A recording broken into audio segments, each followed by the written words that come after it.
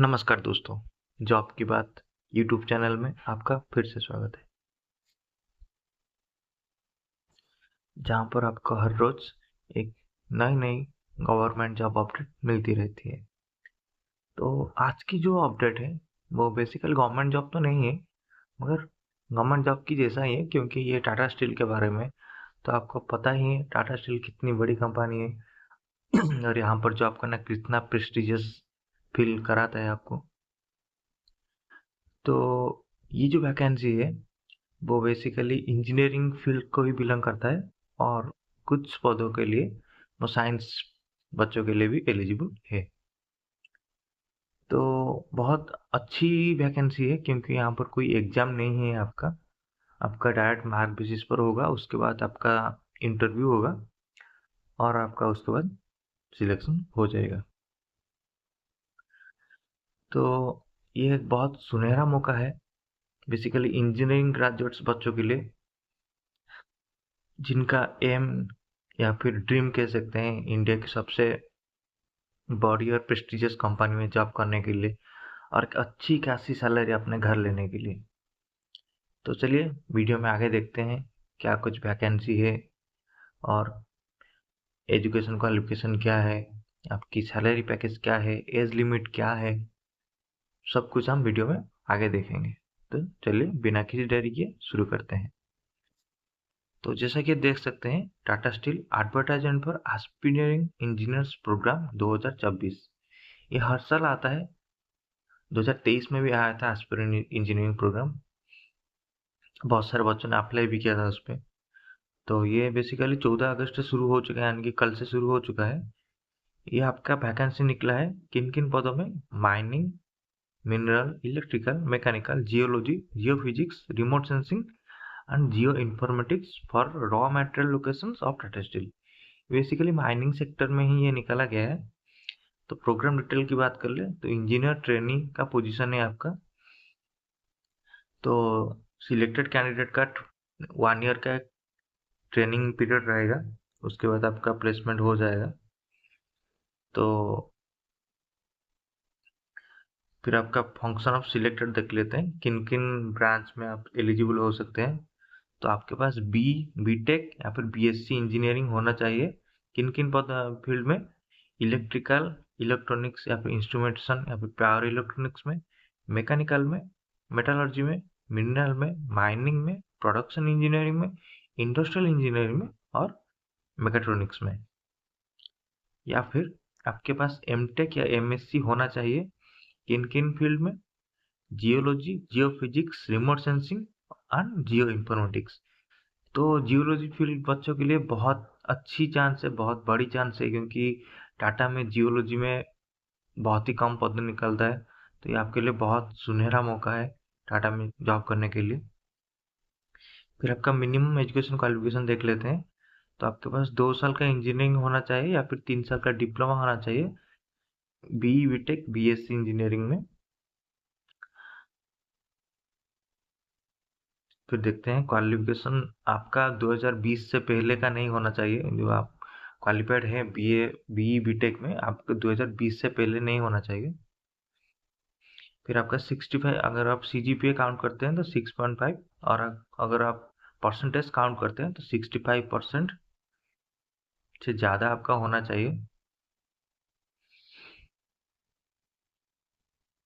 ये general OBC candidate के लिए। फिर आपका PWD, S C S T, transgender candidate के लिए आपका सीजीपीए 6 होना चाहिए, और आपका परसेंटेज 60% से ज़्यादा होना चाहिए, बीई, बीटेक या फिर एमएससी, एमटेक, आप जो भी फील्ड से बिलोंग करते हैं उसी फील्ड में। फिर ये बेसिकली प्रेफरेंस दिया जाएगा state of Jharkhand and Orissa बच्चों के लिए। बेसिकली इन्हीं के लिए ही ज़्यादा प्रीफरेबल है ये। फिर एज की बात कर ले तो जनरल कैंडिडेट का 30 साल से ज़्यादा एज नहीं होना चाहिए, और transgender, PWD, S C S T के लिए 32 साल का एज रखा गया है। फिर आपका एमुलमेंट्स यानी कि आपके सैलरी पैकेज की बात कर ले तो आपका ट्रेनिंग पीरियड 1 साल का होगा, मैंने पहले ही बता दिया है। तो उसमें आपको भी ट्रेनिंग पीरियड में भी आपको सैलरी मिलेगा, 30,000 तक का, 30,000 आपको सैलरी मिलेगा बस ट्रेनिंग पीरियड में। इसके बाद जब आपका उसके साथ आपका मेडिक्लेम भी स्कीम होगा, एक 2.5 लाख रुपए का। ओपीडी कवरेज भी होगा 6,000 का पर annum के बेसिस पे।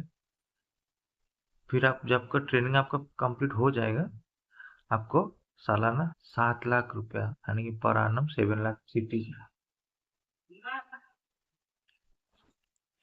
तो जैसे कि आप 7 लाख पर सिटी से आपको सैलरी मिलेगा, ये बेसिकली आपका जब आप 1 साल का ट्रेनिंग पीरियड आपका खत्म हो जाएगा ना, तो आप असिस्टेंट मैनेजर पदों के लिए एलिजिबल हो जाएंगे। तो आप जब असिस्टेंट मैनेजर हो जाएंगे, तब आपका सैलरी 1 लाख 7 लाख पर annum हो जाएगा।